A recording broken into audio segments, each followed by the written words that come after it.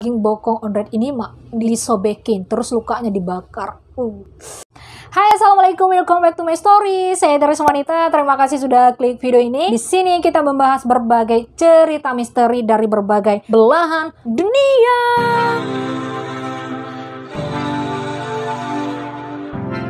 Oke, siapa yang sudah menonton film Orphan yang dirilis tahun 2009? Ya, kalau udah nonton pasti tahu dong ceritanya gimana. Tapi kalau yang belum nonton ya silakan nonton dulu ya. Filmnya bukan film horor yang menampilkan setan-setan serem gitu ya. Jadi jangan takut. Film ini hanya menampilkan seorang anak kecil yang perilakunya tidak lebih dari setan, alias psikopat. Ya tahu dong, kalau psikopat itu seperti apa? Pembunuhan itu sadis dan juga tanpa ampun. Di balik cerita film Orphan ini ternyata ada sebuah kisah nyata, persis seperti cerita yang ada di film Orphan, yang dikenal dengan Curim Case atau kasus Curim. Tapi seperti biasa, sebelum ke cerita realnya, mohon dukungan dari mak-mak semua, like, share, dan subscribe channel ini, mak. Oke. Curim Case atau kasus Curim ini terjadi di tahun 2007 lalu di kota Curim, Republik Ceko. Ada seorang pria ini bernama Edward. Dia ini punya bayi yang baru dilahirkan. Jadi untuk memantau bayinya itu, dia memasang kamera bayi. Karena kebiasaan orang-orang di sana kan bayinya itu ditaruh terpisah gitu ya. Jadi aktivitas bayinya itu bisa dipantau lewat monitor yang terhubung dengan kamera bayi tadi. Kalau misalkan ada penculik, bayinya nangis, jadi dia bisa segera tahu gitu. Tapi tiba-tiba nih, di monitor Edward ini muncul sebuah gambar aneh. Monitor ini menangkap sebuah video dari tetangga. Video itu ada dua bocah laki-laki dalam keadaan telanjang dan tangan terikat. Anak tersebut sedang makan di atas lantai seperti anjing. Dia juga melihat tangan perempuan memberi makan anak itu, tangannya doang. Kemudian, Edward ini melaporkan kepada polisi. Polisi datang dan menggeledah rumah tetangga milik Clara dan Katrina. Mereka ini sepasang kakak beradik, dan Clara ini punya dua orang anak kandung, bernama Ondred 6 tahun dan Jacob berusia 8 tahun. Nah, si Ondred dan Jacob inilah yang mengalami penyiksaan dan disekap di ruang bawah tanah, seperti yang dilihat oleh Edward di monitor tadi. Selain dua bocah yang mengalami penyiksaan tadi, ada satu orang anak angkat Clara bernama Anna yang berusia 13 tahun. Anna inilah beyang keroknya. Dia seorang wanita bernama Barbara Sklova berusia 33 tahun yang menyamar menjadi bocil 13 tahun dan menjadi anak angkat Clara. Jadi gini, Clara ini atau Clara Maurova ini sebenarnya adalah seorang ibu yang sangat penyayang. Dia itu sayang kepada kedua anaknya, Ondred dan Jacob ini. Tapi katanya Clara ini mengidap penyakit mental sejak kecil. Dia itu berfantasi, berbicara dengan Tuhan. Karena fantasinya itu ya suaminya menceraikan dia karena takut gitu ya. Takut nanti terjadi apa-apa, jadi mereka berpisah. Nah, setelah bercerai, Clara ini menjadi ibu tunggal bagi kedua anaknya tadi. Anak ini hidup dengan penuh kasih sayang lah dari Clara. Clara ini baik-baik aja, dia sayang nih sama anak-anaknya. Jadi pada suatu hari, karena dia merasa kesepian, dia butuh teman. Jadi Clara ini mengajak adiknya bernama Katrina untuk tinggal bersama. Tapi Katrina ini tidak datang sendirian. Dia membawa bocil 13 tahun yang diperkenalkan dengan nama Anna Jarvinan. Yang ternyata dia adalah Barbara, wanita 33 tahun. Wajahnya itu memang wajah anak-anak, jadi nggak ada yang mencurigakan. Dia juga mengaku anak yatim piatu, korban penganiayaan, penyakit, leukemia, gagal ginjal, buta, dan bisu. Pokoknya dia menggambarkan kalau dia itu butuh perhatian, dikasihani. Ya akhirnya Clara ini simpati. Jadi dia merawat si Anna ini seperti anak sendiri. Karena banyak sakit-sakitnya ini, si Anna ini butuh perawatan secara berlanjut di rumah sakit. Tapi anehnya, Anna ini hanya mau ke rumah sakit sama si Katrina doang. Gak mau ditemani oleh si Clara. Sejak mengangkat Anna menjadi anaknya, Clara ini harus mematuhi arahan-arahan dari seorang dokter misterius yang katanya pengasuh Anna sebelumnya. Dokter ini lebih tahu segalanya tentang Anna, bagaimana merawat Anna, bagaimana membuat Anna senang. Jadi Clara ini hanya menerima pesan telepon dari dokter itu, semacam instruksi-instruksi dalam merawat Anna. Misalnya Anna ini harus digosok-gosok badannya beberapa jam, terutama di bagian selangkangan biar dia seneng. Clara ini juga tidak tahu siapa dokter misterius ini. Pernah sekali mereka bertemu di dalam mobil, tapi suasananya itu gelap. gelap, jadi nggak kelihatan wajah dokternya itu. Jadi kalau saat Ana di rumah sakit, si Clara ini kan nggak dikasih ikut nih, tapi dia diharuskan untuk berkomunikasi dengan Ana setiap hari. Tapi komunikasi mereka itu melalui dokter ini, dan itu bukan melalui panggilan, hanya SMS, pesan gitu ya. Nanti dokter ini yang menyampaikan ke Ana, kalaupun ada sesuatu dengan Ana, dokter ini juga yang menyampaikan ke Clara. Clara ini sempat nih beberapa kali menerima kabar kalau kondisi Ana ini memburuk. Gagal jantung katanya, buta. Pokoknya bikin si Clara ini panik, khawatir gitu loh. Dibilang Ana diculik dari rumah sakit, padahal Ana ini sedang liburan. Si Ana ini sengaja mengambil seluruh perhatian Clara. Clara ini hanya fokus sama dia doang. Anaknya sendiri ini lebih banyak tinggal bersama kakek dan neneknya. Nah, pada tahun 2006, Clara ini mau mengadopsi si Ana. Dia mau menyembuhkan trauma si Ana setelah penculikan pura-pura tadi. Ini anak aktingnya luar biasa, Mak. Lalu dibilang sama dokter tadi, ini nggak bisa diadopsi. Prosesnya itu pasti tidak disetujui nanti oleh pengadilan.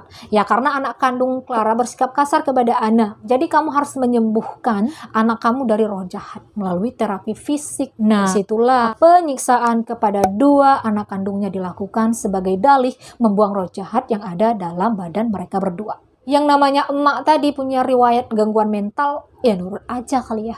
Berdasarkan instruksi dokter itu, Clara memukul dan mengurung anak-anaknya dalam kotak kecil setiap malam. Memukul dengan tangan, ikat pinggang, dan juga sendok kayu. Tapi belum cukup, kata dokter itu. Harus lebih parah lagi. Itu masih belum seberapa. Clara itu harus membuang sikap keibu-ibuannya. Jadi intinya Clara ini bukan emak mereka lagi. Tambah gila, anak ganteng-ganteng mengalami tindakan tidak manusiawi dari emaknya. Ngilu. Jacob sama Ondrej ini dibawa ke pondok yang berada di sebuah kampung di tengah hutan yang sangat terpencil dekat Peverska Bitiska. Di sana mereka bertemu dengan Joseph Sklova, Jan Turek, Hanna Wasova, dan Catherine. Yang mereka ini memang sedang menunggu kedatangan Jacob dan Ondrej ini. Mereka mengalami penyiksaan sadis, bahkan disaksikan oleh Clara sendiri. Emak mereka, Ondrej dan Jacob dikurung dalam kandang anjing yang ukurannya itu mereka hanya bisa berlutut. Mereka makan dalam kandang itu, buang air juga di situ. Kebayang nggak, emak, bercampur semua. Mereka juga ditenggelamkan dalam ember berisi air, disundut dengan rokok, dicakar dengan garpu, diikat, dipaksa memukul satu sama lain. Bahkan daging bokong Ondrej ini, mak, disobekin, terus lukanya dibakar. Daging-daging mereka itu disobek, juga dipaksa mereka makan daging sendiri. Saat penyiksaan itu mulut mereka itu ditutup, diisolasi. Jadi nggak ada yang mendengar walaupun mereka itu teriak-teriak. Ya bayangin aja, mah, anak kecil 8 tahun, 6 tahun disiksa. Semua tindakan penyiksaan itu atas instruksi sang dokter misterius. Selama 8 hari di pondok penyiksaan itu, Ana ini juga pura-pura disiksa agar kedua anak laki-laki itu tidak merasa bahwa Ana ini dianak emaskan. Padahal dia juga ikut terlibat dalam penyiksaan itu. Sebulan setelah itu, mak, Clara mulai proses adopsi Ana nih. Nah, salah satu peraturan dari pengadilan distrik adalah sampel DNA. Ngotot banget nih si Clara ini pengen adopsi si Ana. Si Clara yang sakit jiwa atau memang si Ana ini pandai memanipulasi. Tetapi si dokter tidak mengizinkan untuk tes DNA. Ya nanti bakal ketahuan dong siapa Ana ini sebenarnya kalau dites DNA. Ya kan? Untuk mengakali pengadilan, Katrina ini mengambil anak perempuan dari aktor lokal Victor Scala yang gantiin si Ana di persidangan, dan akhirnya trik itu berhasil dan Ana sah diadopsi oleh Clara. Setahun setelah itu, yaitu pada tahun 2007, Ondrej dan Jacob ini kembali tinggal bersama Clara di rumah baru mereka di wilayah Kuring. Ya, sebelumnya sempat tinggal bersama Katrina saat Clara fokus memperjuangkan adopsi Ana di pengadilan. Dan penyiksaan terhadap Jacob dan Ondrej ini masih berlanjut loh, mak. Si Ana ini dikasih kamar bagus, banyak mainan, ya sementara anak kandungnya sendiri dikurung dalam ruangan gelap di bawah tanah. Kaki mereka diikat, nggak pakai baju, ya mereka nggak bisa gerak dong, buang air di situ terus, makan di situ berhari-hari, berbulan-bulan. Keadaan mereka itu kembali seperti penyiksaan di pondok tadi. Rencana sadis si Ana ini, mak, mereka itu sengaja digemukkan agar dagingnya itu bisa dipotong dan dimakan oleh mereka sendiri. Nah, dalam ruangan itu juga dipasang kamera, jadi mereka bisa melihat penyiksaan anak itu di dapur.